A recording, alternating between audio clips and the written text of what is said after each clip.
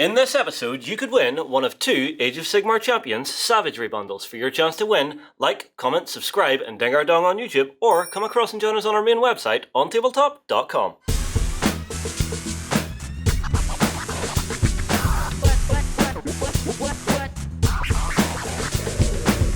Good morning, everybody. Welcome to The Weekender. Today I am joined by Gerry and Ben, or is it Ben and Gerry?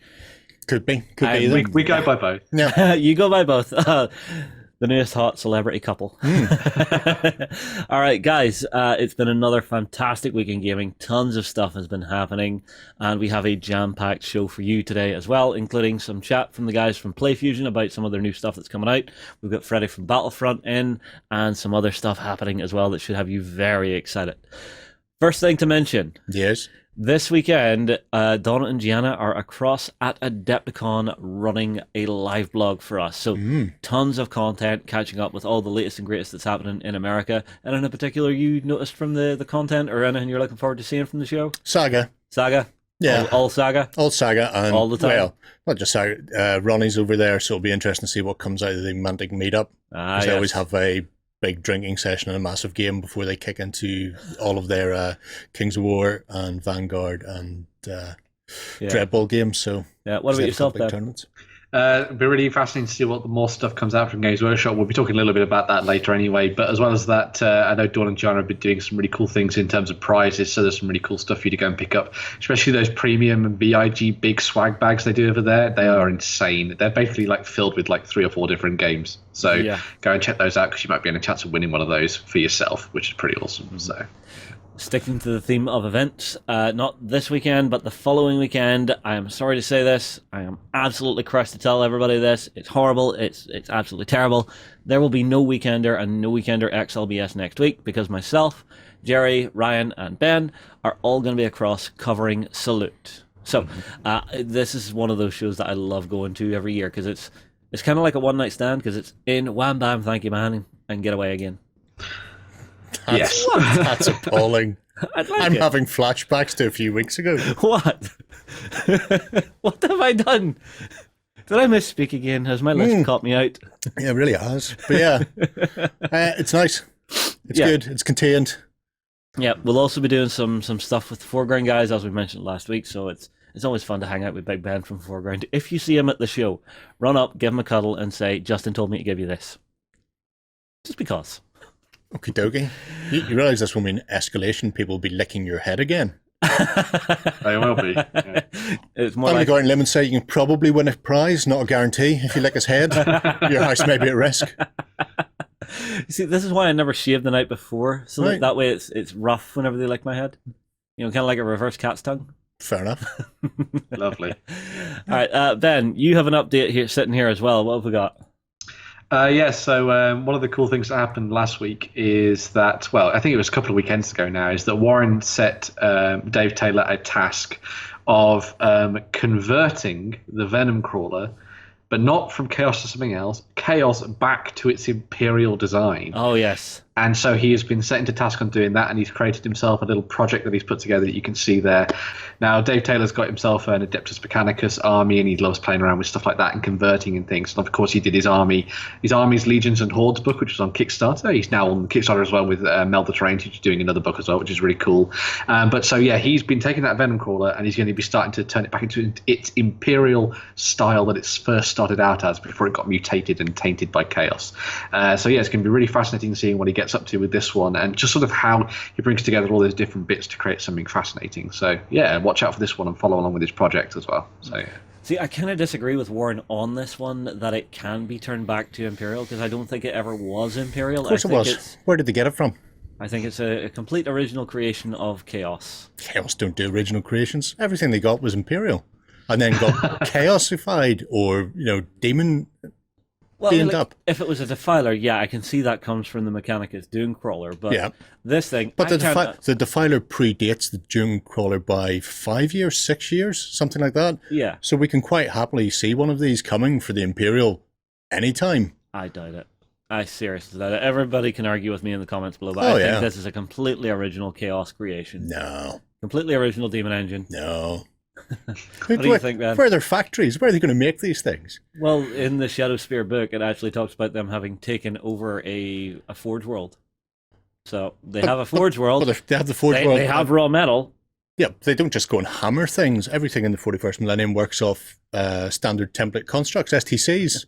You put the card in the machine, and then the machine spits out what you've got. You want a blade? You put the STC card in for a blade, and they make you a million combat knives, or a Land Raider, or whatever. This is what it all is.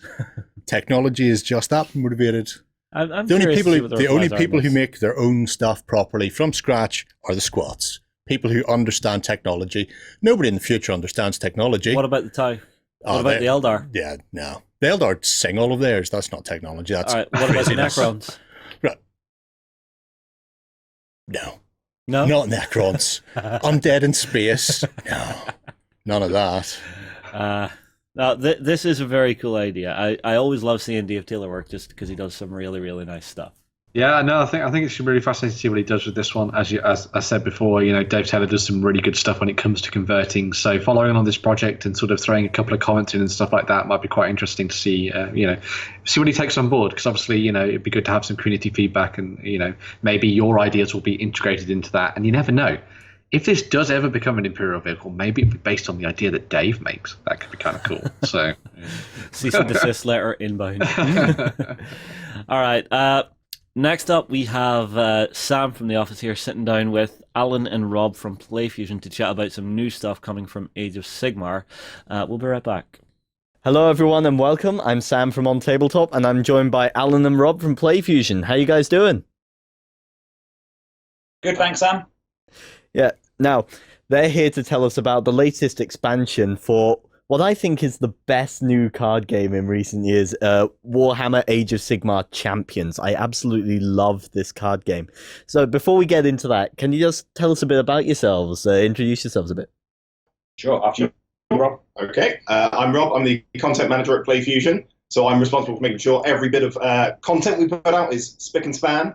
I joined PlayFusion back in November last year. Absolutely fell in love with Warhammer Champions. I'm a big Chaos player.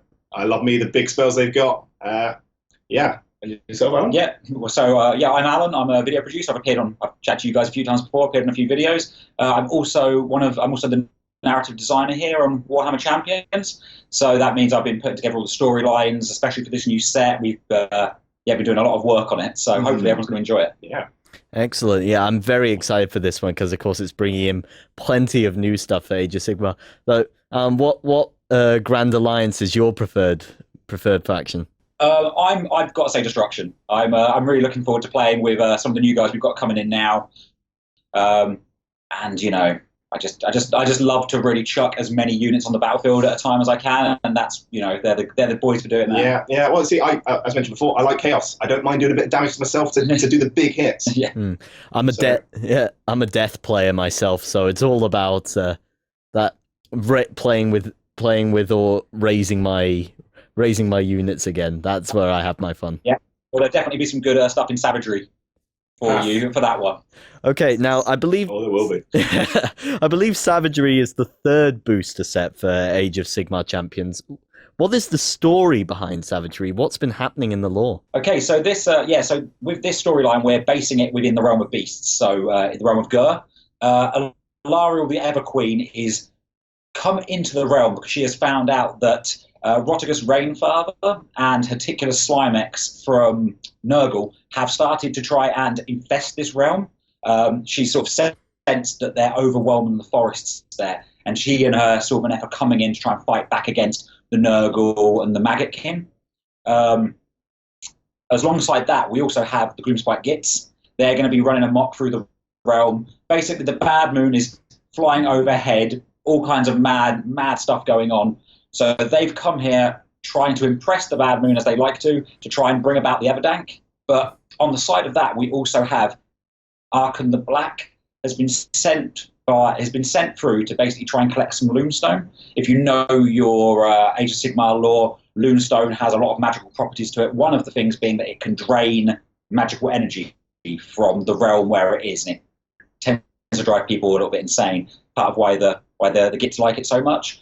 So Archon is leading a mass legion of death into the realm of beasts to try and collect this Loonstone. The only problem is that the Gitz have all taken up residence on this giant piece of Loonstone, so they're going to have to fight them to try and claim it.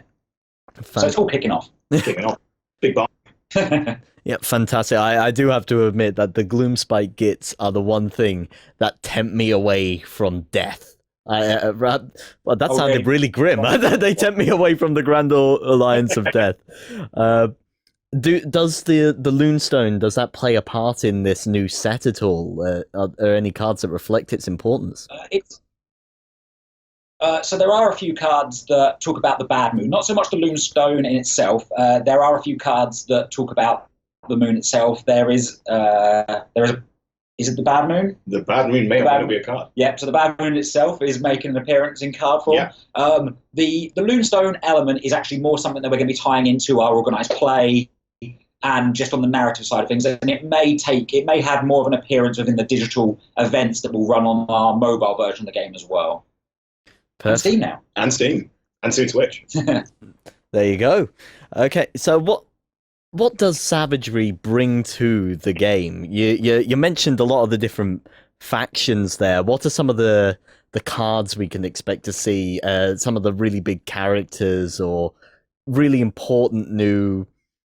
Well, basically, what do you think are the coolest new additions from Savagery? Yeah, I mean, obviously we've got all the named characters. Yeah, a lot of the guys we've just spoken about. We've obviously also got Scragrot the Loon King for the Gloomspite Gitz. What else have we got? We've got Archon, Alariel. So we've got all the characters that we've just mentioned, but there are some cool new, some other new stuff as well. Yeah, absolutely. Yeah, so I mean, talking about Alariel, she's got her right-hand woman, Drycha Hammerdreth, who is one of my favourite characters. I think it's essentially a wood mech. It's just fantastic, and I think what we've done with the Sylvaneth and the other races that we brought in.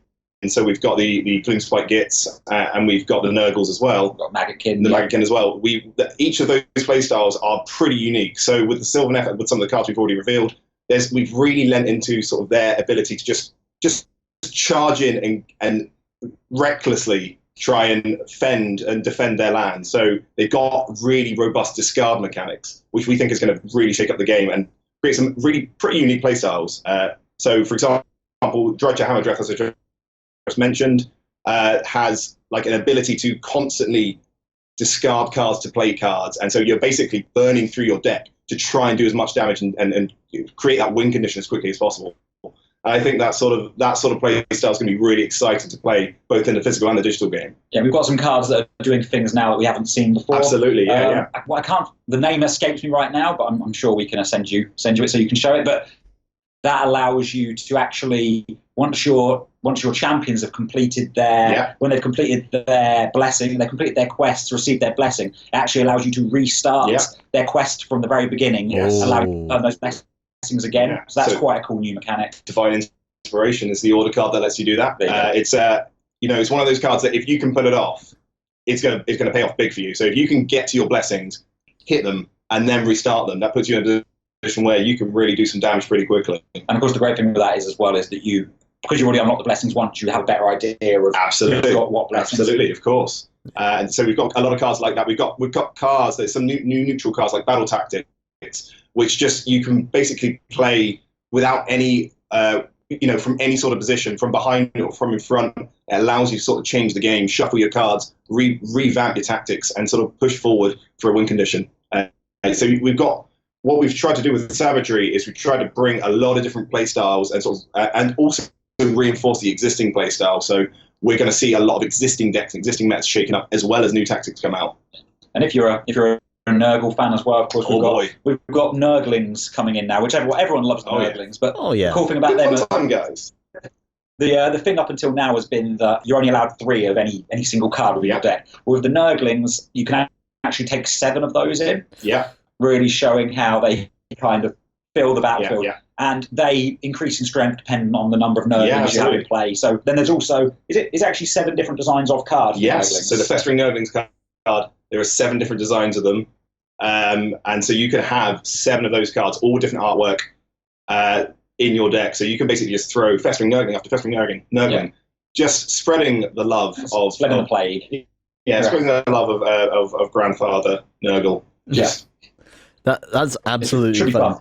Yeah, that's absolutely fantastic. I love the idea of throwing that many Nurglings down onto the field. Yeah. We wanted to make sure they had different art, because you don't want seven of the same looking cards in your deck. So you can really, and a lot of the cards really do show the mad side of Nurgle. Yeah. The Nurglings are a massive part of the Maggot King. So it's good to actually be able to show that off. Yeah. Yeah, I'm very excited to see that. Yeah. Are there any other mechanics that really characterize these new factions coming in? Like, I have to come back to my favorites, the Gloomspite Gitz. What do they have to play with? Yeah, I mean, there's Loon Smasher Fanatic. Yes, the Loon Smasher Fanatic is a new card that we've got coming in the set, where essentially, if you play it right and you have a bit of luck, you will be able to basically put off all of its corners in full rotation in one turn. So essentially, this card will allow you to place it, and then you'll be able to discard a card from your opponent. If that card is a unit, it will rotate to the next corner. If you just discard another card, if that card is still a unit, it will rotate to its last corner, where it will do damage. So it'll allow you to just rapidly, 1, discard your opponent's cards, and 2, do damage pretty quickly. So we've got our existing mechanics that have existed through the first 2 sets, as you mentioned. But this one, we've really sort of leaned into the fact that you can do big damage really quickly if the conditions are right. It's that crazy idea as well that the Fanatics, whenever you're playing the Age of Sigmar physical game, have that unpredictable nature to them. And we wanted to sort of bring that into this as well. Yeah. There's also the hallucinogenic fungus brew, which lets you, when you play that, it basically allows you to move an entire stack. So from now, obviously with destruction cards, you can stack up units. Of course, when you discard them, you discard all of those units. Well, this is going to allow you to move that entire stack back into your hand. So not back into your hand, not back into your deck, straight into your hand. Mm-hmm. So you can instantly get a whole mob of orcs or grots back in your hand. And don't forget, this is taking place in the land of Ghur, so you can use Ghur realm magic. So we are adding a third version of our realm magic, which will be just sort of Ghur magic. So for those who don't know, realm magic is a type of magic that you can use that essentially locks you to that realm. So you can either support the realm of fire, the realm of life, and now the realm of Ghur. So you can basically wield the power of the land of Ghur itself into your tactics. That sounds really cool. It does sound like you've got that savagery theme down with these new mechanics. I have to ask that, how do you think current players will find this impacting the meta of their games? I think it's really going to play a lot with the way that people deal with discarding. Drawing back from your discard pile, that kind of feel. It becomes sort of a really core part of some of the gameplay now, especially for, as I mentioned before, the Sylvaneth. So existing players will, they'll be familiar with all of our mechanics like discard. Death can, have spells that allow them to discard some of their cards to do damage to the enemy, to remove spells. But now with the Sylvaneth and with some of the death cards, you can actually use discarding much more robustly. It becomes a core part of your gameplay. You have cards that you want to discard because they have effects when they are discarded. You have cards that will have effects when they're brought back from the discard pile. So we've really sort of leaned into the fact that this is a really reckless land. It's do or die. There's a lot of risk for a lot of reward.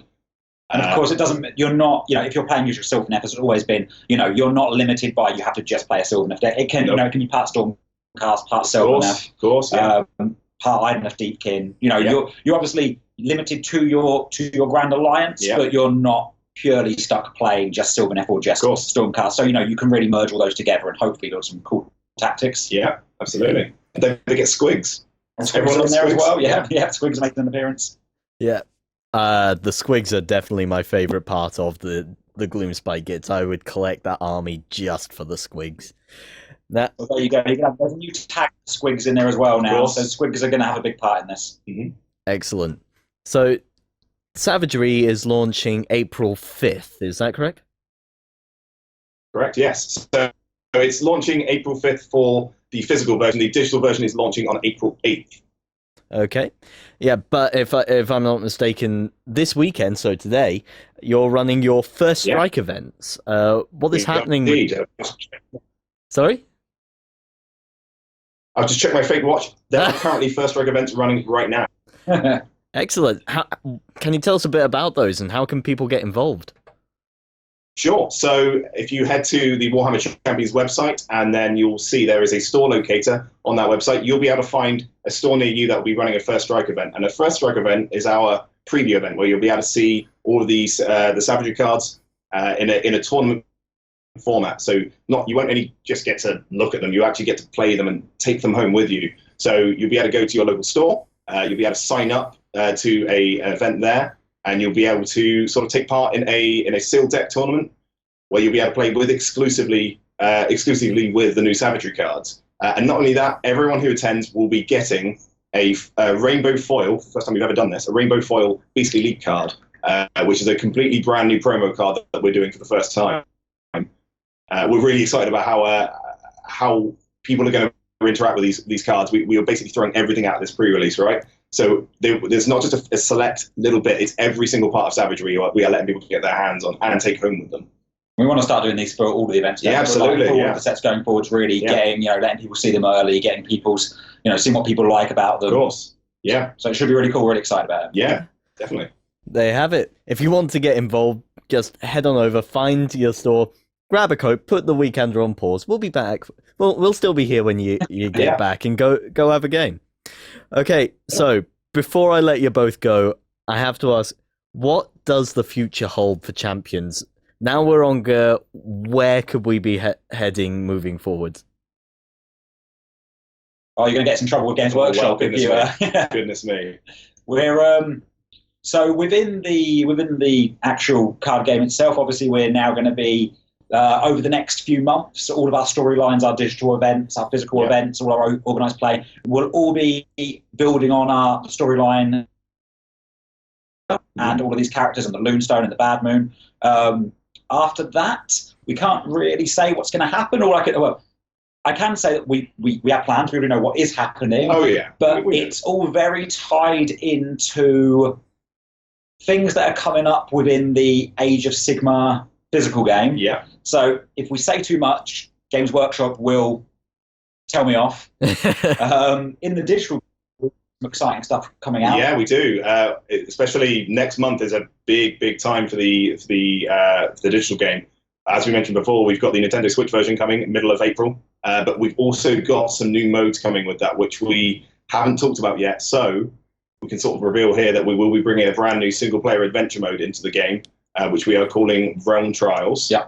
We will talk a lot more about this over the coming weeks, but it's a pretty robust new game mode, isn't it? It's big. It is. There is a lot to this. Hundreds of different campaigns in there. Hundreds of different ways to play this. We're really excited for what this is going to bring to the game, and we will be bringing that out pretty soon. So I look forward to some more information about that. On the physical side of things, we will also have a pretty massive announcement coming over the next day or two as to what we will be doing for our competitive scene. Oh, yes. And we won't be able to talk about that just yet. There was a lot of exciting chat about it in the office earlier on. My goodness. There's a lot of excitement. This is going to be quite a big announcement, and we are really looking forward to sharing some big stuff with you guys soon. Excellent. I can't wait to hear more about that. Okay, guys, thank you very much for letting us know about Savagery. Hopefully, we'll be able to get some of those cards for ourselves and get some games on soon. Send you some over. Yeah, we'll definitely send you some over. We'll have to try. We'll have to sort you out some out for a competition as well. Oh, that would be some to the viewers. That would be fantastic. Yes, thank you. If we say it now, they'll have to do it. Then we're locked in. Exactly. We'll sort you out some giveaways. There you go. You heard it there, guys. Okay, if you want to find out more about Age of Sigmar Champions, be sure to check out some of our previous Let's Plays here at OnTableTop.com and let us know in the comments below your thoughts about Savagery. In the meantime, thanks very much, Alan and Rob. Cheers. Yep, we'll carry on here and we'll see you in the next one. Hi, I'm Alan from Lightseekers and you're watching The Weekender with beastofwar.com. Oh, yeah. Okay, guys, I can actually confirm now we have 2 of the Savagery box sets up for grabs in this episode. So make sure to like, comment, subscribe, and join us over here on OnTableTop. Right, Ben, it's that time of the show. What's going on in the news? Cool, yeah. So the first big bit of news actually came out of AdeptiCon this week, and it was from the guys at Games Workshop. And this is sort of the first bit of this is focused towards Age of Sigmar, but also Warhammer 40,000 as well, because we know that demons like to travel through their realms of chaos into all sorts of interesting places. And this is the news that Slaanesh is back in a big way, and this was all heralded by the introduction of a new version of the Keeper of Secrets that you can see right there. So yeah. We're getting a new model, which I think is looking very, very suave, very, very sexy indeed, that will be leading the Hedonites of Slaanesh into battle throughout the mortal realms, and of course, the grimdark future of the 41st millennium as well. Going alongside the release of the Keeper of Secrets, we're also seeing some additional stuff coming through as well. So we're seeing the Mask return, which is Slaanesh's favourite demonette, is coming back to the tabletop in some form as well. And also some additional models too. So you'll see some lovely stuff there with that kind of like almost giant style creature, that giant humanoid sort of being ridden around by one of the demonettes as well. It kind of puts me in mind of, the idea of what Xerxes was like. Was it Xerxes? Yeah. In 300? Yeah. Yeah, that kind of like over-the-top hedonistic style thing going on. It very much reminds me of that. But yeah, it's really nice to see Slaanesh coming back in a big way. They're getting their battle tome. They're getting some really cool new endless spells as well, which is absolutely fantastic to see.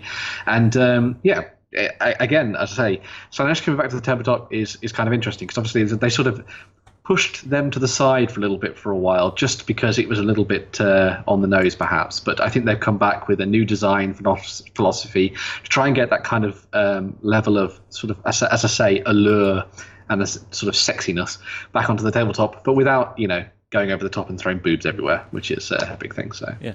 I'm going to be controversial here. I'm going to say I really dislike what they've done to Slaanesh here. What? Yeah. What? It's an amazing sculpt. It's brilliant. Technically, it's great, but it just doesn't feel like Slaanesh to me. It's became a lot more masculine, a lot more androgenized, and I don't know. I always liked the older versions.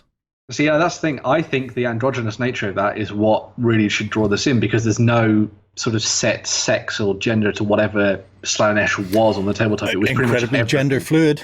Incredibly gender fluid, and I love the fact that they've got the Keeper of Secrets just striding forward, almost a little bit like a model on a catwalk. Because I believe you could just imagine them exuding effectively no sort of like aggression or anything when they're fighting, but just sort of calmly walking forward, slicing things down as they go. I think it's very sort of fitting for the world of Slaanesh. So, that's just me. That's just me. It is all opinion. Some people will like the new stuff. Some people who are right like me will like the older stuff. Yeah, I think you're wrong. I don't think they've changed it that much at all. No. The sculpt actually feels just a lot more masculine. There's very little femininity to this. That's very definitely hermaphroditic. That's got one male breast and one female breast, which is how it was always meant to be portrayed, and they rarely did it on the sculpts. And the cow face is very similar to, I want to say, the Demon Prince Azael. Was a cow-headed hermaphrodite from fantasy. Okay. About 20 years ago, just before Chaos stormed the first time. So yeah, I mean, even things like the mask coming back. That's I'd be hard pressed to tell you the difference between that and the original mask. I'm assuming that's plastic multi-part. I think this is a new plastic version. Yeah. Yeah, but again, it doesn't look that much different from the original one. It's just a repose more than anything else. They've not changed anything. Oh, it's got a ruff as a collar, which is quite nice. Don't see enough ruffs. Like a bit of ruff. You like a bit of ruff. Fair enough. As do Slaanesh. Yeah. Of course. Even things like the spells are quite nice. Yeah, I really like spell effects are really cool. Yeah. Yeah, I really like what they're doing with this. As I say, it's just nice to see another, the final greater demon effectively sorted out for all the Chaos gods. Because of course you've got Skaven in there as well now, which is a big thing. But yeah, it's just really nice to see what they're doing for Slaanesh. And of course, this crosses the gambit from not just Age of Sigmar and the Mortal Realms into 40k as well, which is cool. Yeah. But yeah, as I say, the main focus here is on Age of Sigmar, which leads us on to one of the other things that was announced as part of the news from AdeptiCon this week, and that we actually got a little bit more detail about what Forbidden Power is all about. Now, we'd seen the teaser trailer for this, I think it was last week, maybe it was the week before, but now we're actually getting a look at this itself, and it's going to be a new boxed set that will come with a bunch of new rules in there, but also some new endless spells, because the Necroquake that Nagash put into effect during Soul Wars has actually helped break open the vault that was sealed by Sigmar and Teclis, where Forbidden Powers, hence the name, were sealed away from mortals so they could not use them. And now everybody, not just Death, are going to be able to use the powers of Death on the tabletop. So all of the factions are going to be able to bring these spells to the tabletop, and that obviously brings in a lot of different things into contention concerning the Stormcast Eternals, Sigmar, and the fact that he keeps bringing all these people back to life all the time and things like that. So yeah, I'm very interested to see where they go with the storyline for this one. I quite like the ferryman-like spell, and I assume it's a spell on the side of that box. What's it called? So, yes. those are just a couple of the new spells that are coming out as part of this. So Yeah, that's cool. As well as that, another Battle Tome is on the way as well. So those of you that like playing as the Fire Slayers on the tabletop, you're going to be getting yourselves an updated version of that Battle Tome, which will come with, as you might imagine, some new stuff in terms of the rules and sort of like the formations you can use. And also you're going to be getting some sort of their take on the idea of endless spells. So if you like yourself, I think they called them Magmic Invocations, because dwarves don't cast magic, of course. No. Of course they don't. Make runes, strike it on your anvil. That's how we deal. Exactly. Do it the health and safety way. Yeah. So yeah, they've brought together some really cool looking new spells for you to use on the tabletop for that. And there's also a new terrain piece. And talking of Duardin as a whole, if you're going to be getting stuck into Warhammer Underworlds, they've also announced a new warband for that as well, called Thudric's Profiteers.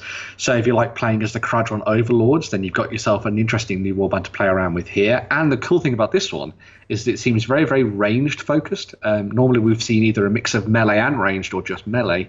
This one seems very, very much sort of focused towards the range side of things. So it'd be good to see how that works on the tabletop compared to some of the other warbands out there as well. But that's not all. That's not all. There is even more. Wait, there's more? Yes, there's even more. There was also a teaser for something called Loon Curse, and this was their sort of teaser towards something happening in the forests of the Mortal Realms. And we could potentially be seeing some new stuff coming out in terms of squigs and things for the Gloomspite Gitz, and maybe this is going to have them running into contention with the Sylvaneth, because obviously they are the guardians of the forests and stuff within the realms of life and all that kind of thing. Maybe we're going to get ourselves a new box set. That could be quite interesting, seeing these two sides going off against each other. That could be pretty cool. But yeah, watch out for that. But even then, that's not all, because there was even more stuff that came out for this as well. Because a couple of weeks ago, we talked about Age of Sigmar Warcry, which is the new game that has been done by the guys behind Kill Team and Shades and Warhammer Underworlds. Sorry, not Shades. By Shades is just part of that. And we also got to look at one of the factions for that called the Iron Golem Tribe. Now, one of the big things that they're doing in Warcry is they're going to be looking at all the different Chaos factions, but without their sort of allegiance to the gods, but instead just them as their sort of own entities that exist out there in the mortal realms. The Iron Golem Tribe, as one of these sort of Chaos warbands out there, are effectively the forgers and the blacksmiths of the Chaos armies and the Slaves of Darkness. And as you can see here, they are made up of not just humans, but also ogres and Duardin as well, as you can see in some of the pictures further down that page as well. And they make all the weapons effectively for Archeon, the Everchosen, and his armies. So yeah, it'll be very cool to see how these guys work on the tabletop. Loving the look of them so far. It kind of got that almost sort of like weird nautical theme to them as well, with their sort of helmets. And I love that sort of style they've got to them. I guess it would be a little bit more gladiatorial as well, which I think is very cool. But yeah, very cool stuff for that. They also, oh god, there's so much stuff coming out for these. They also showed off some of the monsters that are going to be thrown into the mix as well for this. So we got a better look at the Fury, which is very cool. Hopefully, I really hope they're going to do these as almost like wandering monsters in Warcry. So they're the ones that are going to be sort of like walking around or flying around and sort of picking up one of your guys as he's trying to kill somebody and like throwing them off a cliff and all that kind of thing. There was also the Raptorix as well, which was thrown into the mix there, which is that kind of weird beast you see at the bottom. And finally, the last bit of news for Warcry is that a lot of people were looking at this and thinking it was just going to be Chaos Warbands, and that was it. But as part of one of their teaser images, they announced that there are going to be, I think it's between 8 and 9 other factions that will get thrown into the mix for this. So you'll also be able to bring in things like your Stormcast Eternals, your Oryx, your Nighthaunts, your Ideneth Deepkin potentially as well. They've left us to try and sort of decode the iconography for this one. But as it stands, that sounds pretty awesome indeed. And it just means that anybody who wasn't overly fussed by chaos, now you've got a reason to start looking at Warcry. Oh, and end. That was all the Age of Sigmar news that came out from my word. that was one. And out of all of that, which is your favourite bit, Ben? I love what they've done with Slaanesh. I think it's amazing, but I'm really, really excited by what they're doing for Warcry. I think this idea of these Chaos Warbands that aren't necessarily tied to this particular chaotic allegiance is sort of Chaos God allegiance is really, really cool, and I can't wait to see what else they do. We've seen one that looks to be sort of like based around the idea of beasts, so maybe it's going to be sort of set in that realm as well, which should be very interesting. So, awesome stuff. I'm a massive fan of the Dwarven pizza oven. Yes, that because is very cool. You get hungry sometimes when you're fighting a long war, an eternal war, and you just want a pizza. Yeah. Exactly. Yeah, the Urgold special. Yeah, it comes with gold flakes in the pizza. Comes with a little bit of everything on it. Yeah. I think out of everything there, I like the Raptorix. Just it's a really odd design to actually see. The platypus based Doom. Hang on. Yes. Don't even start me on platypuses.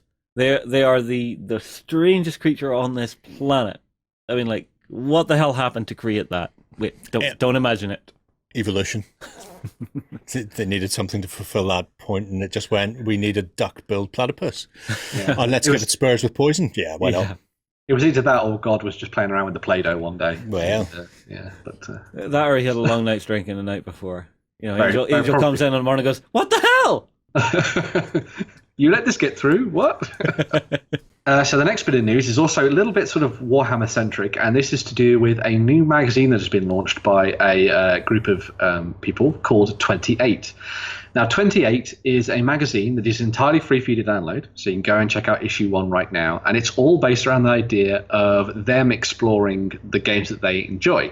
And that includes Inquisitor 28, Age of Sigmar 28, Necromunda, Mordheim, Age of Sigmar as a whole, Warhammer 40,000, and all the kind of things that come sort of linked in with that, but with a very, very sort of like grim, dark veil over pretty much everything here. Now, for anyone who doesn't know, Inquisitor 28 and Age of Sigmar 28 are very much sort of games that are based around the idea of you using whatever rule set you want to try and create smaller stories within the worlds of Warhammer 40,000 and Age of Sigmar. And obviously we've seen the same that same kind of thing happen with the likes of Necromunda and Mordheim and stuff like that.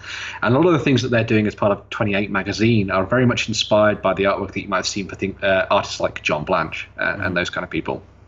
And it's about bringing to life all those pieces of artwork that you will have seen in rulebooks and in White Dwarf and in Inferno and all that kind of thing, and bringing that to the tabletop. Their magazine is filled with a whole bunch of stuff in terms of like games and mechanics, so sort of some new rules you can throw into the mix. They've also got a lot of things that are very much focused towards the idea of artwork and hobby and painting. So if you want to get involved in building terrain or creating interesting new characters and warbands and things, they've really gone to town on that side of things as well. A big sort of focus of this is very much this idea of kit bashing too. So they seem to take a lot of stuff from all over the place and bring it together to create new and interesting things. And as a free magazine, it's pretty swish. So I'd definitely go and check it out. And watch out for some new stuff as well, because I know they're looking for contributors and that kind of thing in the future, which is pretty cool. So if you've got some ideas, maybe feed back to them as well. That could be cool. But a really nice new thing for people that want to look back, a little bit of the old Hammer, a little bit of the new, mushed together, as it were. So yeah. Cool. All right, the next thing coming up actually has me quite excited. So Mantic are doing some new stuff with The Walking Dead. What details do we have for this, Ben? So the guys at Mantic have put together their playtest rule set for The Walking Dead March to War. Now, this is them taking things to a slightly bigger scale when it comes to Walking Dead. Instead of it being like small groups of survivors, it's now groups of survivors bunched together against larger forces of the walkers and stuff as well, sort of fighting for territory and all that kind of thing. They've been doing a lot of playtesting, as I say, trying to do a sort of in-house, but now they've opened it up to the community, so they want people to be feeding back to this. Again, the sort of rules for this are free to download, so you can go and check those out and try it out for yourself on the tabletop. I believe you've had a look at it, Gerry, and sort of cast your eye over it, as it were. But oh my God, yes. Have I ever? I haven't got through it all yet, because the Walking Dead rulebook is about 30 pages, something like that. And that includes all the scenarios and everything else.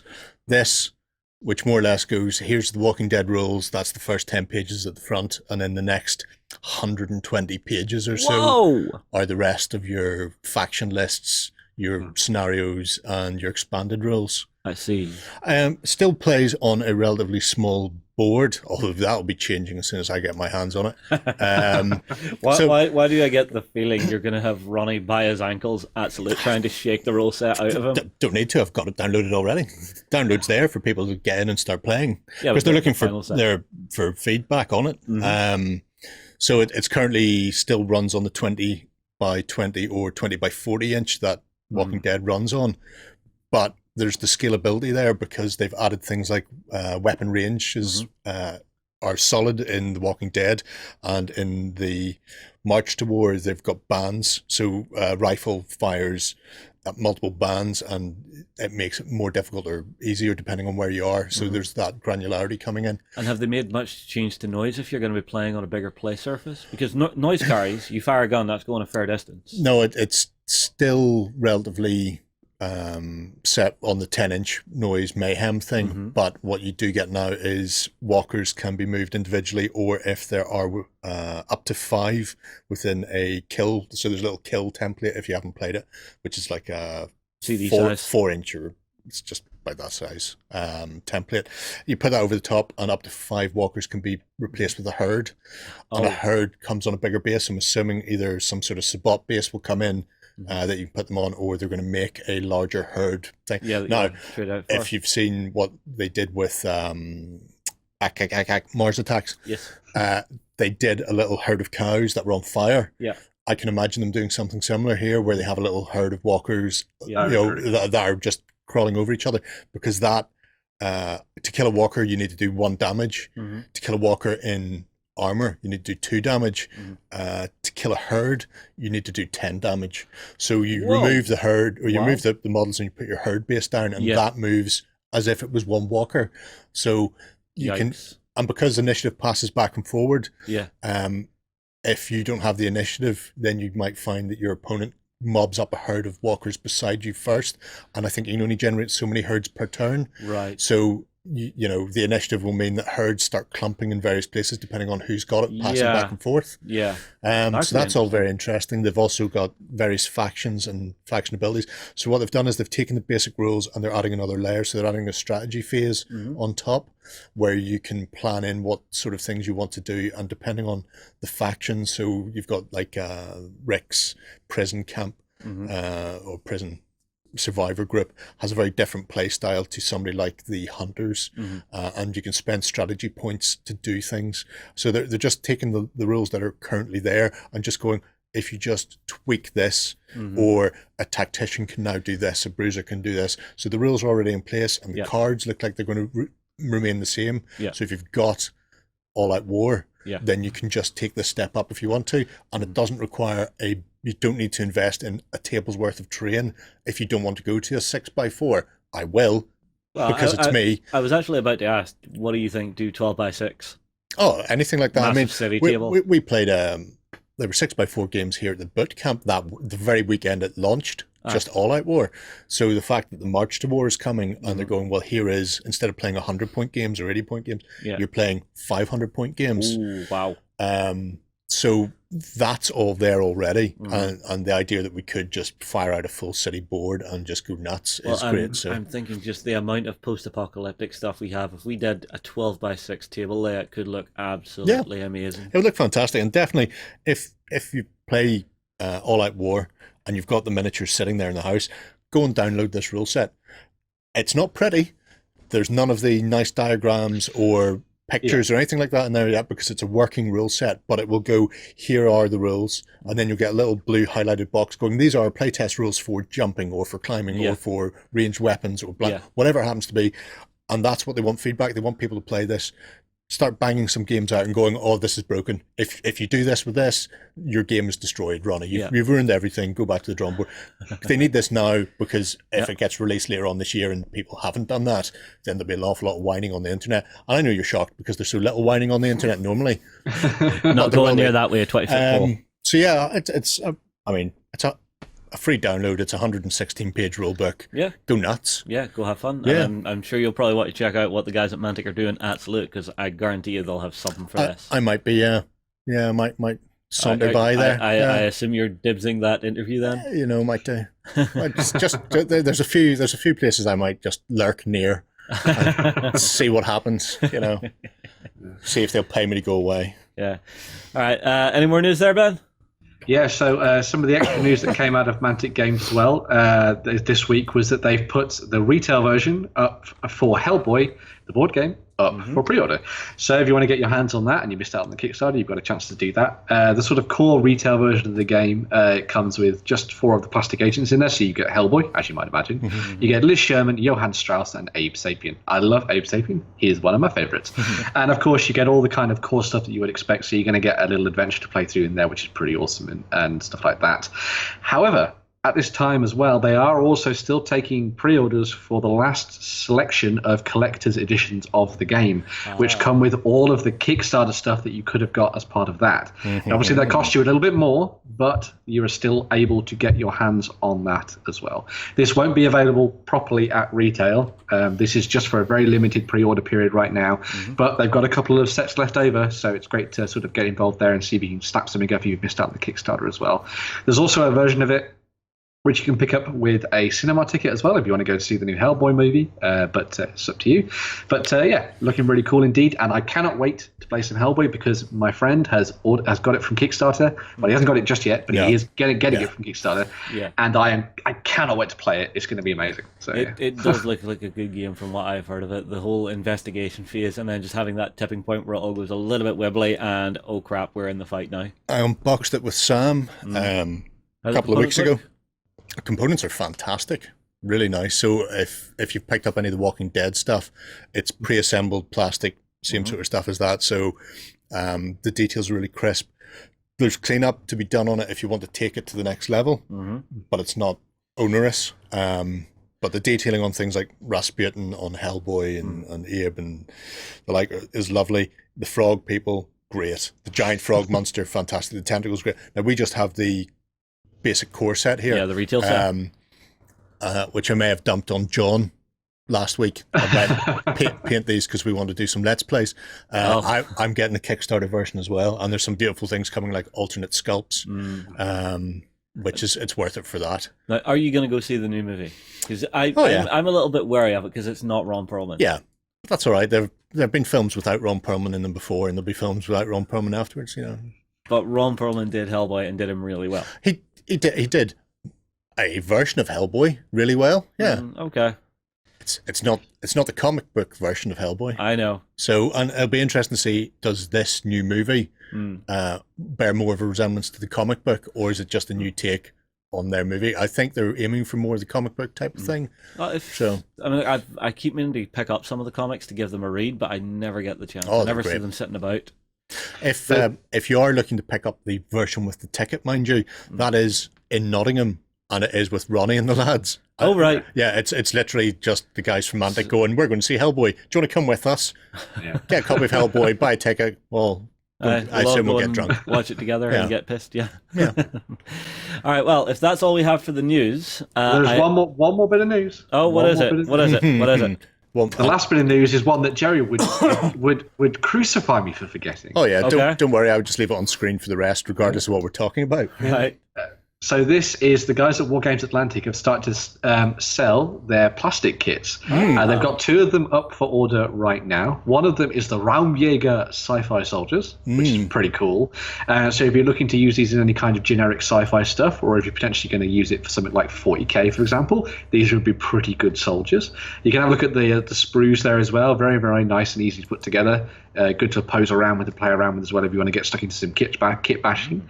But as well as that, they've also done some fantasy stuff. So they're actually going to be working with the guys at Footsore / Warbanner / whatever they are at the moment, on Mortal Gods, and they're going to be designing. Well, they have designed up some plastic skeletons, which we have looked at in some previews in the past, but they're now available for you to pre-order as well, for you to use in your Greek games if you wish, or of course in any fantasy game as well. Skelly Bobs. Yep.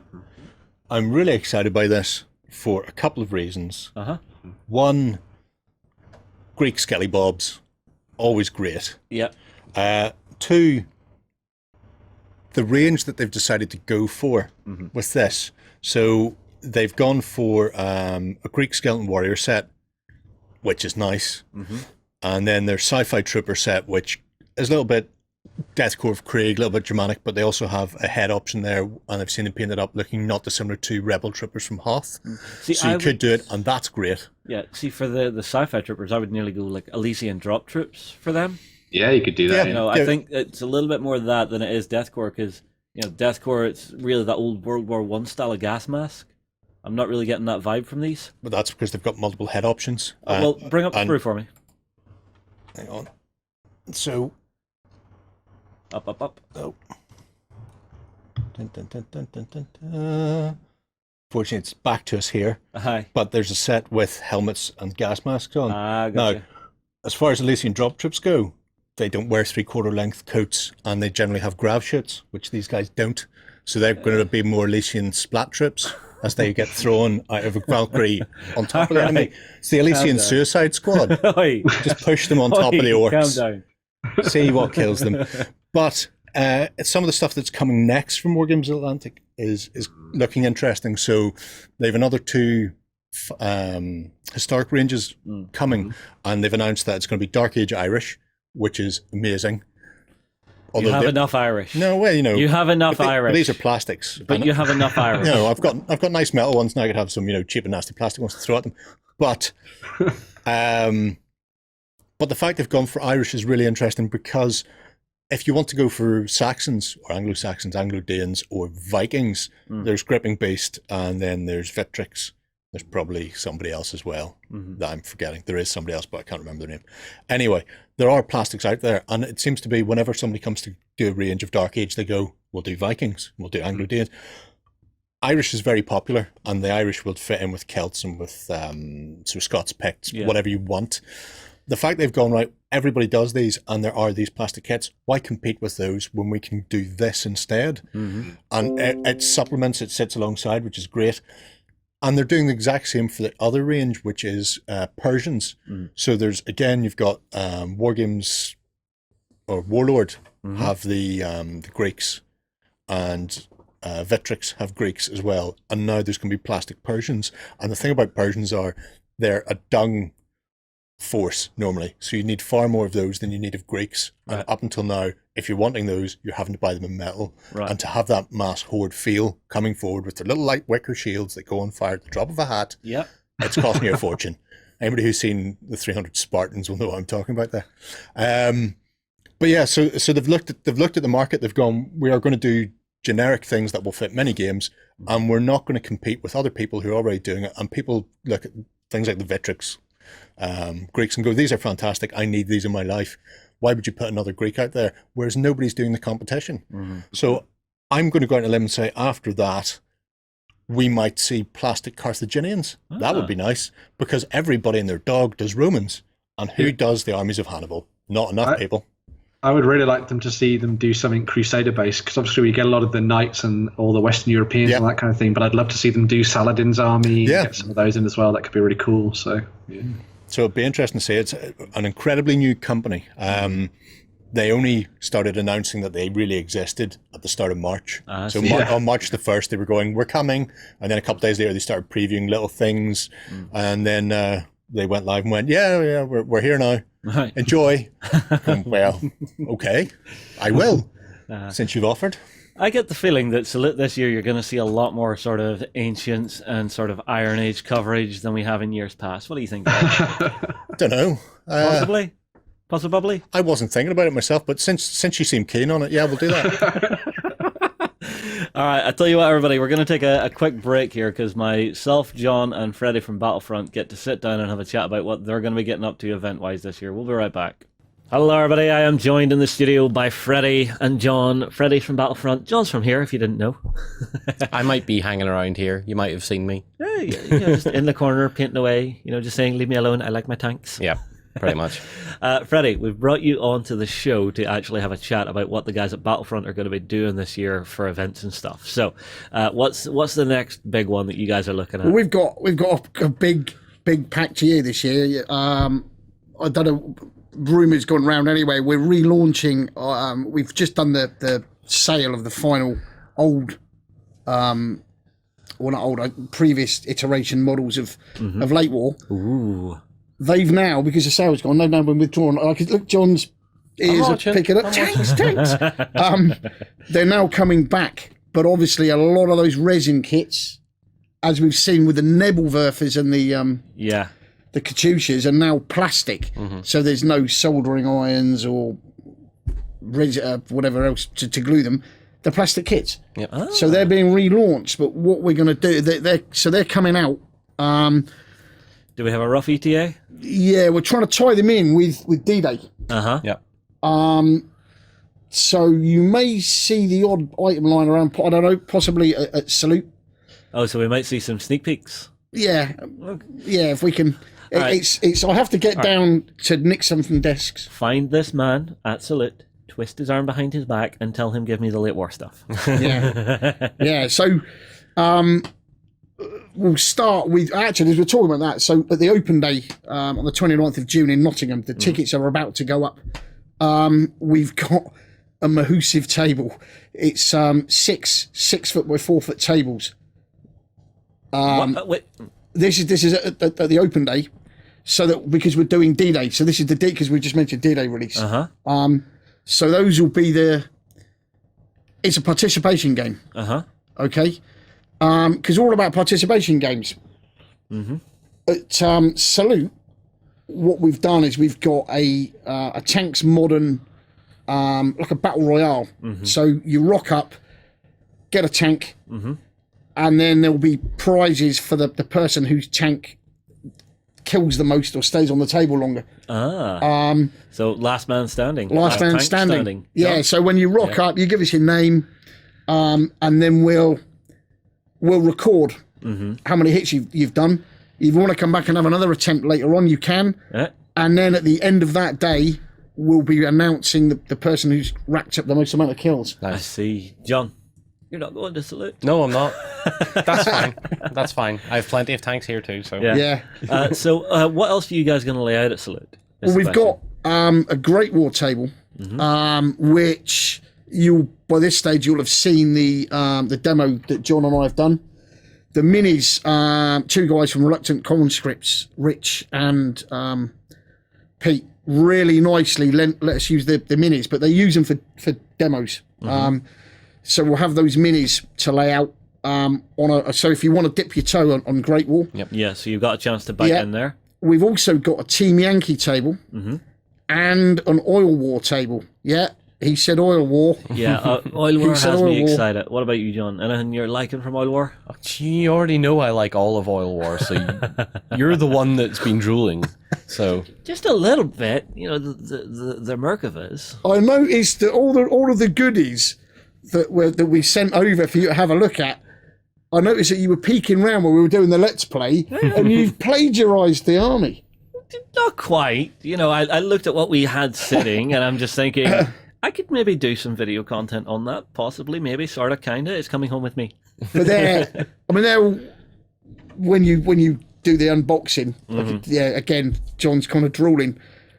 Tim Adcock really pushed the boundaries on that kit. You'll see it anyway, but it is a beautiful vehicle. Plastic, easy to put together. And they are iconic for that era. So, and because they're tying in, Oil War now ties in Fate of a Nation, which is a really good game, and Team Yankee.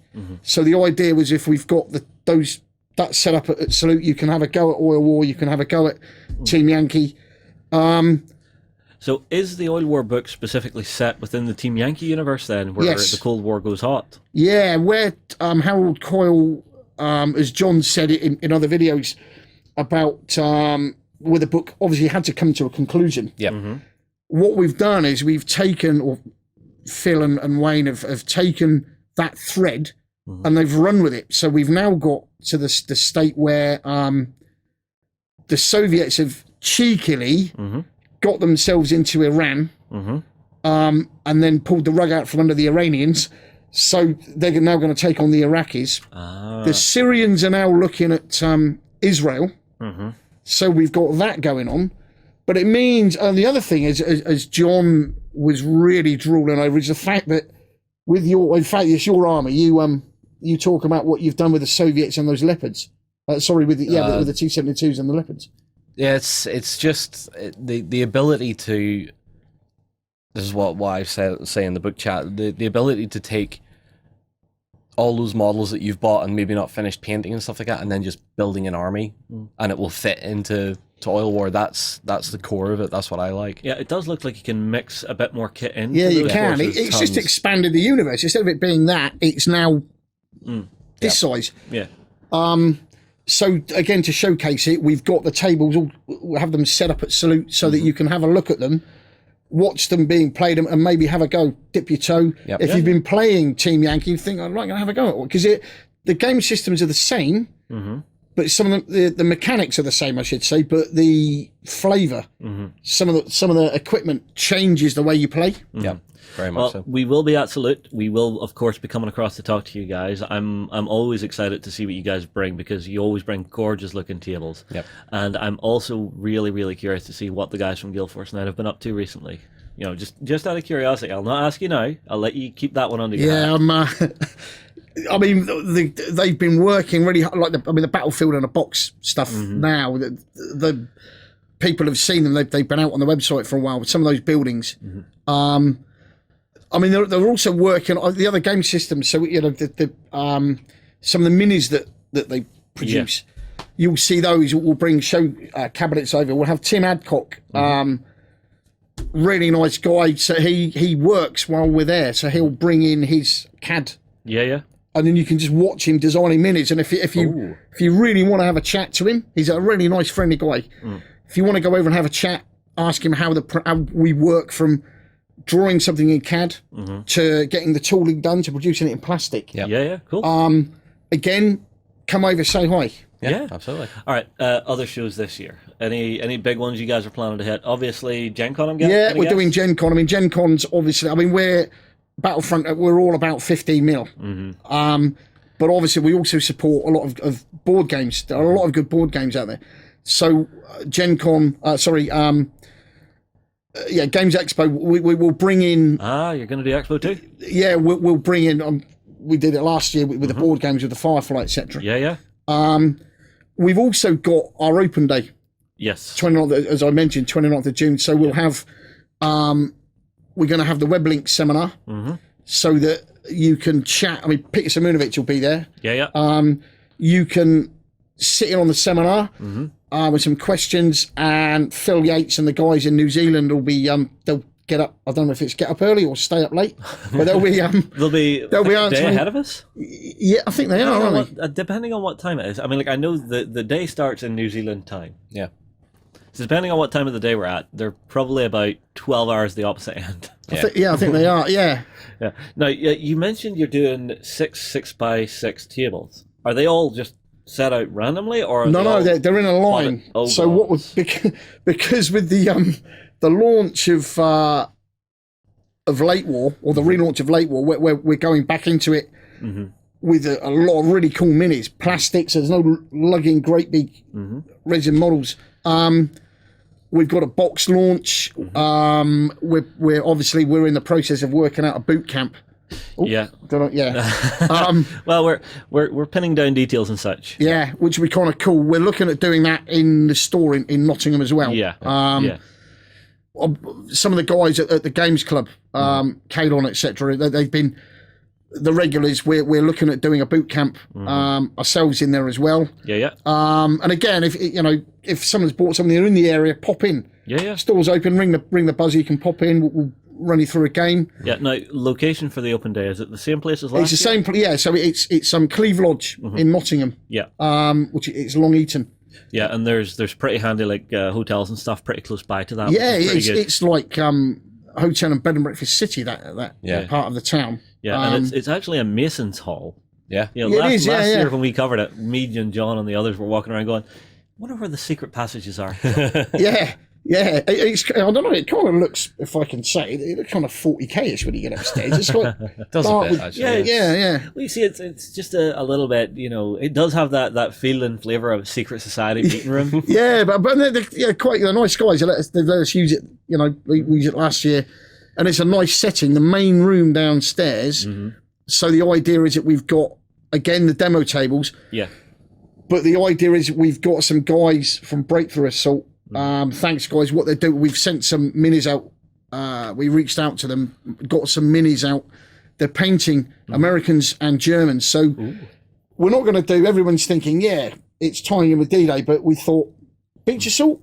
Yeah. How about breaking out off of the beach Yes. into the land beyond? So that's the idea. So you can rock up, play Americans in the morning, and have some lunch, and then come back and think, well, actually, I'd like to try Germans. Maybe. Yep. What do you think, John? You up for it? Because I remember last year when you tried Vitman's Wild Ride. Yeah, Vitman's Wild Ride, which was a heck of a lot of fun. Yes. Him came second place, walked away with a Barkman. Yeah. Which I still have in the box. Again, Pete and Rich, the guys from Reluctant Conscripts, they're always looking for new, interesting scenarios. So the one that we're hoping that will use at Salute is to capture the bathhouse, which is an actual scenario. We had it at Hammerhead, went down quite well. In the last few hours of World War One, some American general said we're going to capture this intact bathhouse so the troops can get clean, and I think they finished fighting at about 1:11. Yeah. But they on the stand they've got photos of the actual event of the attack going in. Wow. But they've done Vitman's Wild Ride, which is immensely popular. Yeah. But they're now looking at maybe another scenario. So it could be something like what's his name with the Panther? Barkman. Yeah. Ernst Barkman. I see. Possibly Lone Panther with a load of Shermans coming up a bocage lane. That could be interesting. But we're going to keep that as a surprise. So I see. When you really? arrive, You may have just given it away. Yeah. Any questions for Freddie, John? No, I have thoroughly interrogated him over the last few days, but well, he's been here, so. As Blackadder would say, he pumped me thoroughly in the debriefing room. Yes. Well, we are looking to cover the open day as well here at Beast of War, so we may be along with the guys to do some video coverage of that. So if there's any pressing or particular questions you want to ask the guys at Battlefront, make sure and get them in the comments below. If we can catch them at Salute to actually get it, we'll obviously do an interview with them, but if there's anything particular you want to know about, get it down below. Yeah. I think that's enough for us, gents. Think so? Yeah. Get your comments in below, everybody. We will move on. We will see you again soon. Okay, Freddie has me really excited with this idea of doing 6x6 tables all ran together to do a D-Day scenario for a participation game. It's interesting. Can you get to pick what beach you're going to be on, though? Because there's some of those beaches I wouldn't want to go near. And I forgot. No, obviously, give me Juno. No, yeah, I'll rock in there. I'll be happy enough. Gold's quite good as well. Yeah. We were talking about this a while ago, myself and John, and we were going...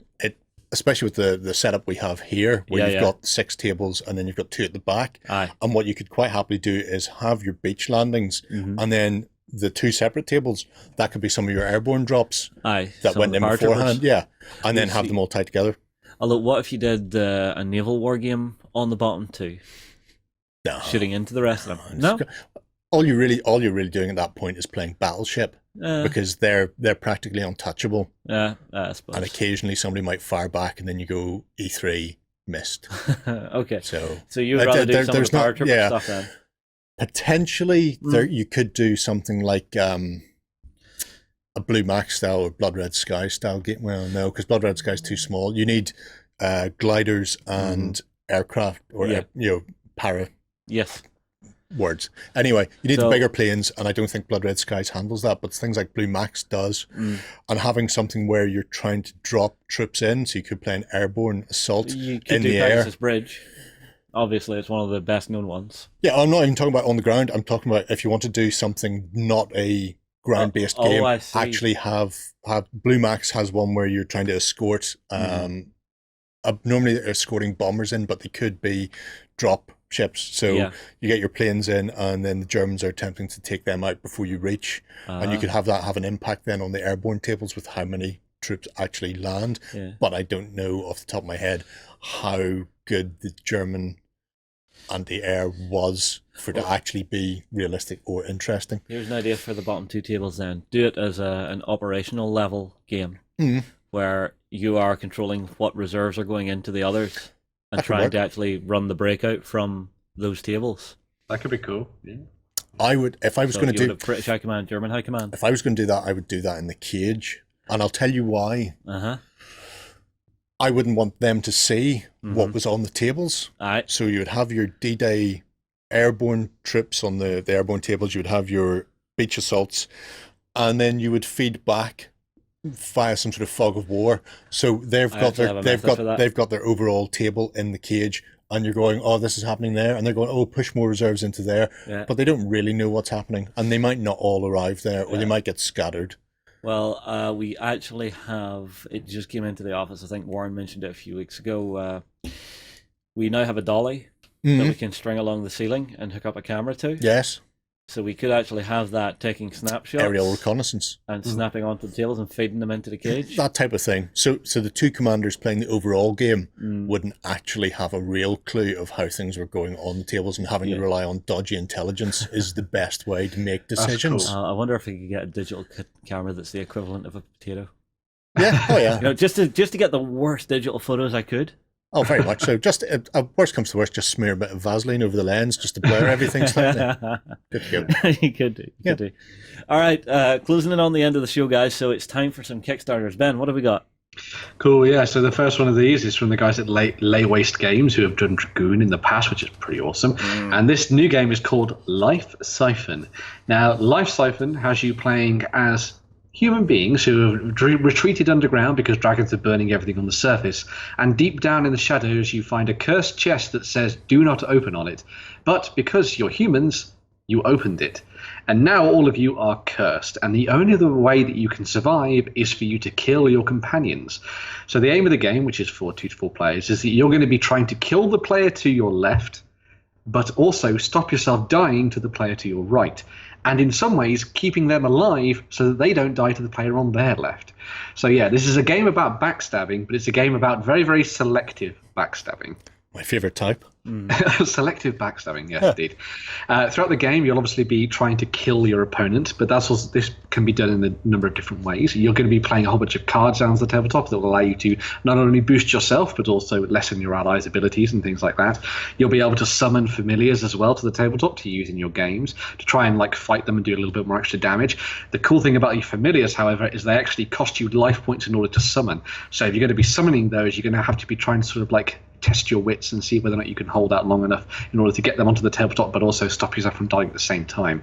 As I say, I really like the idea of this being a backstabbing game, but it being done on a sort of a setting where it's effectively you only have one person to worry about. More or less 2, but yeah, I love that, and it means that you don't have everyone piling in on one player to try and get them out of the game or anything like that. So this just sounds really, really fun.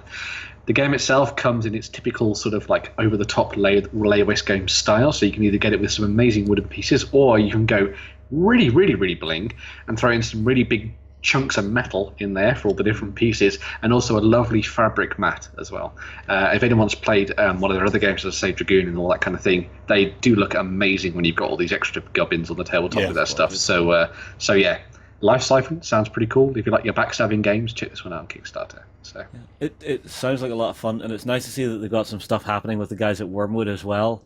Yes, they do. Yeah, so they've got a couple of really nice sort of containers for dice and tokens, all that kind of thing as well. So it's cool. Very, very cool. What do you think, Gerry? Would you go for it? You like a little bit of backstabby? I do. It sounds really interesting as well. It sounds a lot like Magic. Multiplayer Magic games used to work like that, where you could only attack in one direction with creatures, so you're always in a round table, but spells could go anywhere. And this idea that you can, you're still only attacking in one direction, so if you want to kill the person to your right, you've got to go through 2 people to your left first. But at the end of the day, if you're all underground because there's a dragon up top and you've done yourself a terrible mischief, I have absolutely no problem with offing everybody around me, because water will only go so far. See, for a game like this, I would love it if they actually did a secret target kind of thing, where you're actually your target is secret from everybody else at the beginning of the game. You draw a chit. So I'm after Gerry. Yep. Jerry's after me. Ben, you're after Gerry, or just some combination of that. You know, so that it's not just I know it's him, I know it's him. But then, because you're always attacking in one direction, if you don't get the person immediately to your left, you could find that your target's killed beforehand. Possibly. Yeah. Well, we'll see. What else do we have here, Ben? So the other Kickstarter we're going to be looking at, well, one of the other Kickstarter we're going to be looking at is from the guys at Game Brewer, and this is a big, huge, amazing-looking game called Fuji Kuro. So this is a 1 to 6 player adventure game with some sort of Euro-style mechanics thrown to the mix. It can be played either competitively with between 2 to 6 players, because you need someone to fight, or you can play it cooperatively with 1 to 6 players. The whole idea of this is that it's effectively a little bit of like a dungeon crawl. You're going to be playing as these really awesome samurai-style characters who are going off into the mountains to try and bring back treasures and riches to sort of impress the emperor, while also fighting loads of insanely powerful and cool-looking dragons at the same time. The other cool aspect of this that I thought is really fun is that you actually build your weapons Minecraft style. So you'll notice that if you're looking through here, you may see some of the player boards. They actually have sort of cubed, sort of square-based style setups for your weapons and armor, all that kind of thing. And when you get your materials, you actually build the weapons in there to fit what you're using. So this means you've got to build your sandals for running across the lava, you've got to build your weapons, and sort of if you use different materials, they'll have more durability and they'll sort of chip them away over time. You've got to build your helmet for getting hit on the noggin and all that kind of thing, and your bag for carrying around your treasure and all that kind of thing as well. The actual map itself that sort of lays out the dungeons is entirely modular, so it sort of expands as you go deeper into it. So there's a really cool sort of test your luck sort of element to it as well, which is really cool. And of course, you've got to get in there, get the treasure, defeat monsters, and sort of get out of there before everything goes crazy and the game ends. And of course, if you're outside with all the treasure and someone else is inside where all the monsters and the lava is, well, more fool them. Yeah, so more power to you. But yeah, the artwork for this game looks really cool. I really like what they're doing, that kind of like push your luck mechanic. I like that sort of idea that they're sort of bringing in this kind of create your own weapon style thing in there as well, with that element to the game. But yeah, sounds really cool. And I just love anything that allows you to either be competitive or cooperative, or even a mix of the two and be a little bit semi-cooperative as well. Because of course, one person's got to win at the end of the day. But yeah, very, very cool stuff coming out of Game Brewer. It looks really nice. Again, they've got either a sort of basic set for the game or a more deluxe one, which comes with some really nice plastic pieces as well. So that's what I'm just looking at actually. So currently the Kickstarter's for the deluxe version. Yes. So you'll get all the little plastic chits and pieces and dragons. When it hits retail, a lot of that won't be included. It will just be cardboard standees and that sort of thing. So see, I like whenever a Kickstarter does that. They make a far prettier game for the people who help to actually create the thing.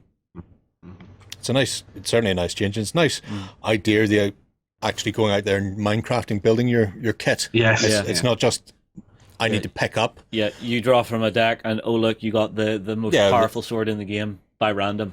Yeah. Put some effort in. Yeah, it also means that you get to be kind of creative with it as well. Like, because obviously there's no reason why you can't just create just like a normal looking sword, out of the blocks and stuff. But, be a little bit cooler, make something really weird and interesting, like a weird, crazy taunt fur or something and that kind of thing. So, yeah, it's cool stuff. Yeah. All right, last Kickstarter. This is one that I requested for this show. It's from the guys at Weta. It's the District 9 board game, and I absolutely adore what they have done with it. If we just have a look down through it here. So you're going to be playing through 3 days of the movie. You've got Vicus on the board as himself, as his infected version and as his Mac version. So each day he changes a different step. But what you're doing is you're playing a couple of the different factions. So you've got 4 factions in the base game. They are all evicting prawns and trying to steal the technology of District 9. So you will have one faction, prawn gangsters, one faction, which is the African gangsters. You've then got the 1st Recon Division from MNU, and then MNU themselves. And basically, it's a really deep tactical game because you're going into the districts. If you scroll down to see the board here, you can see each board tile has different zones in it where technology drops. And as you evict prawns will spawn in those districts because you're trying to steal their stuff. Terrible. but it's all sort of a race to the bottom of the barrel to see who can get the most technology, because whoever is the most at the end is going to be your winner. Yeah. And it's nice because the way damage works in this game, you're never knocked out. If you take damage, you'll lose allies and equipment off your vehicle. If you have no allies or equipment, you're going to start losing tech, which is your victory points. Right. So you can really play some nasty tricks on each other. And the final day is a massive boss fight against Vicus as the mech. And it's just everything piling in. That's pretty cool. Will you get hit by a flying cow? No, it was a pig, wasn't it? Was it a pig? Yeah, a flying pig. I don't think I got hit by a flying pig, but they may put it in there. But they're working through this. I've just seen the best add-on ever. The putty cat food can? Yeah. It's a mech in a can of cat food. Yeah. Yep. That's great. Also, cat food not included. Yeah. Kind of disappointed. It's something I like about the way the guys at Weta do this is they do really fun add-ons on top of like super serious ones. But I mean, like everything they're adding is designed to enhance the game. So I don't know if we have a Let's Play out there. If you haven't checked it out, definitely go and look at it, and definitely go and check out this Kickstarter. What's your own thoughts for it, Ben?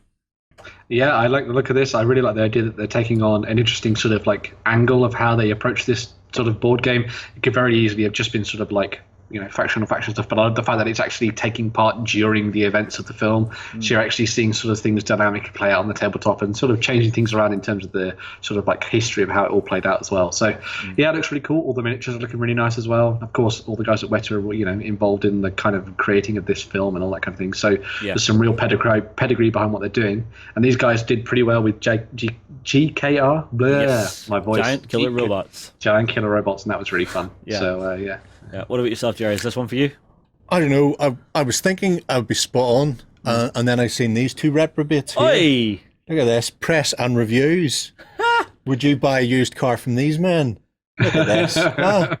Oh, I'm not too sure now. Do I need to do a meme of me slapping a car and saying, look, it's fine, just buy the damn thing? It's one of those games. I'm not a huge board gamer fan. I tend to default mostly to my war games, but it does look really interesting. Yeah, I like the fact that every faction has got those sort of unique sculpts, so they're all very distinctive. Yeah. One of the things that I quite like is, so Vicus actually runs as an AI, and you have other main characters from the game running as an AI. But another thing that you can do is, as you're evicting and stealing the technology, you're actually pushing up the unrest within District 9, and you can actually get to a stage where the local prawns will just riot and ruin your day. Good times. Of course. Yeah. I think myself and Ryan pushed really hard to get to a riot, but we just dodged it. Shame. I wanted to see how it worked. Next time. Yeah. That was just a 2-player game. Have you had a chance to break it out with more people yet? We have not. Currently, the core set's going to allow you to play 4 players. Yeah. But there's an expansion that lets you add another 2 players. So playing this 6 players, I think, would be absolutely that crazy and good time. That would get the prawns riding. Oh, hell yes. Hell yes. Well, if you think every turn you activate, you're getting, I think it's 3 orders plus an action off your cards. Yeah. So you could evict, which pushes it up. And when you evict, you grab your tack, which puts it up. Move, evict, grab the tack, put it up again. Nice. Yeah, so you it's just really like the housing crisis in some areas, just going door to door, evicting people and nicking all their stuff. Well, no, you see the scroll. You have to get the scroll. Saying nothing. Ben's not saying anything either. Yeah. All right. Well, like I said, fabulous game. I really like it. Definitely go and check it out. Ben, which of the 3 is going to be your favorite? I know where my heart's lying with this one. Oh, I think because I love anything that the guys at Lightwaste Games do, I'd have to go for Life Siphon. And I like anything that's backstabbing based, but also with, you know, a little bit of a tweak on the formula. So that's pretty cool for me. So, Gerry? I was thinking Life Siphon as well. I really like the look of it. It does look beautiful. I will give it that. And I've seen what they can do with Dragoon. Yeah, and the idea that you are just down in a ditch somewhere, trapped in a hole, and murdering your friends for fun and profit and survival is all good. There's the game you need to make. Murdering your friends for fun and profit and survival. Pretty much every Wednesday night. All right, everybody, I tell you what, get your comments down below. Tell us what you thought of this week's episode. Was there anything that really jumped out at you that you're wanting to talk about? Myself, Gerry, and Ben will move on to the XLBS tomorrow morning across on OnTableTop.com. Don't forget, we do have those 2 prizes up for grabs in this week's episode. And to be in with your chance of winning, don't forget to like, subscribe, ding our dong on YouTube, then come across to the OnTableTop.com website, become a member, and you could also win there. We'll move on. We'll see you again soon. Go ahead and check out our other content on screen now, and be sure to check out beastofwar.com for the latest gaming news and gaming let's plays. And while you're at it, why not hit subscribe and remember to ding our dong. Go on, you know you want to click it. Go on.